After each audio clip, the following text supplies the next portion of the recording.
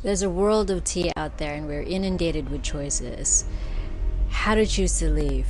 There's a terminology, there's scope, there's terroir. What is all that? Allow me to make recommendations for you to get you started on the way of tea. Hi, I'm Tina of Ibanez Free Zone Company in Dubai.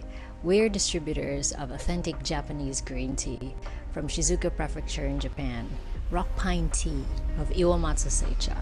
They're located just under the slopes of Mount Fuji. We went on a distributor's tour last year, and you can see our travels at this link. Now back to the tea I'm introducing today. This is our 5-piece sampler set. Now let me switch the camera to show you the contents of this box. This is our 5-tea sampler set. Let's go through the teas one by one. First off is Hana. It's a green tea powder. This one has the least caffeine and is perfect, as well as the others, for latte preparations, because they're latte grade tea in the sense that they're part sencha leaf and they're part matcha. Hana has the least amount of matcha, so it's great for matcha lattes late in the afternoon or even in the evening. You won't take a hit from this. But you have to keep in mind, if you're sensitive to green tea in general, because with these types of teas, they're ground leaf. The actual leaf is ground into tea, and you drink the whole thing, which means that you're getting more caffeine, more leaf in general than you would say coffee, where the beans are steep and you don't eat the beans, do you? Just the soup from the coffee bean. So green tea is different that way. Green tea powder is different that way because you drink and ingest the whole leaf because it was ground into a powder and you're making matcha lattes out of it. So to begin, Hana is a sencha, mostly sencha, and it has the least amount of caffeine, so it's perfect for latte preparations. We also have our second type is Tuki green tea powder, 90% sencha and 10% matcha. Yuki is 30% matcha, 70% sencha. You can mix them in lattes, you can have them on their own, you can have houjicha with this, and then on special days you can use the matcha as well. We've got a wonderful tea blender who develops the blends for these teas. So the Seicha, Iwamatsu Seicha, means rock pine, and they use shincha, or first harvest tea leaf, to make all of these wonderful products that I'm introducing today. So we have Tuki, Yuki, and Hana green tea powders with varying grades of matcha content. Fourth one is genmaicha with matcha. This is sencha leaf as well. It has roasted rice and it has a wonderful aroma. It's great with meals or on its own. When I have genmaicha, I don't feel hungry. It fills you up.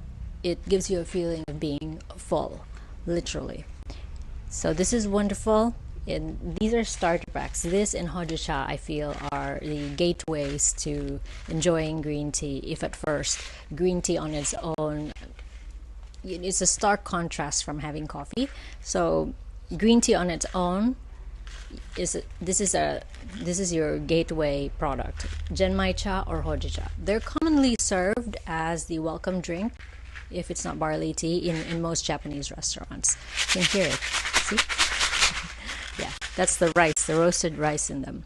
When you open the pack, make sure to reseal it, put it in the fridge, keep it cool, especially if you're in a tropical country or in Dubai where it's hot. You need to keep your teas cool. These ones, we need to keep them refrigerated if you want them to last longer, stay fresh longer.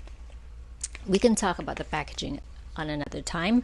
So I'm going to introduce the last type of tea in the 5-tea pack.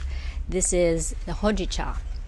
Houjicha is roasted tea leaf, and we had the wonderful experience of having our tea meister Hitokoto-san roasting tea leaf for us on a winter day. So it was cold and he was roasting tea, and that changed the experience of tea for me.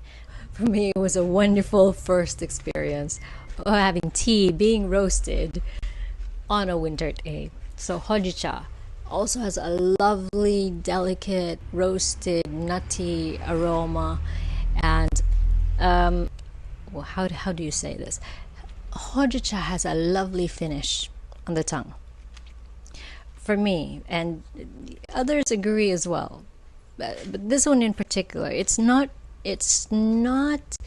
I've had other brands of houjicha, but with Iwamatsu Seicha, there is a particularly special finish to the flavor of houjicha, such that it tends to become, you look for it. It's a flavor that you keep looking for, and you're gonna want to have it again and again. For me, this has become like a 3 in the afternoon ritual, where I start craving the houjicha. And mind you, it's only tea. This is just roasted leaf tea, basically, houjicha. Everything in the 5 tea sampler packs, they're in 20 gram packs. They're all resealable, and they are paper on the outside, but they're lined on the inside, so it keeps the tea fresh for longer.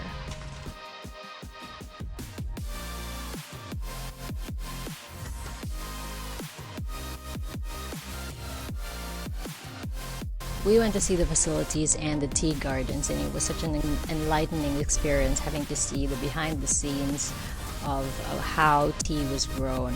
It was wonderful to delve into the culture and history, and to discover how the samurai lore is interwoven tea farming, especially for the terroir of Shizuoka. If you're interested in learning more about that, let me know in the comments, and please do subscribe and check out our tea distributor store at this link.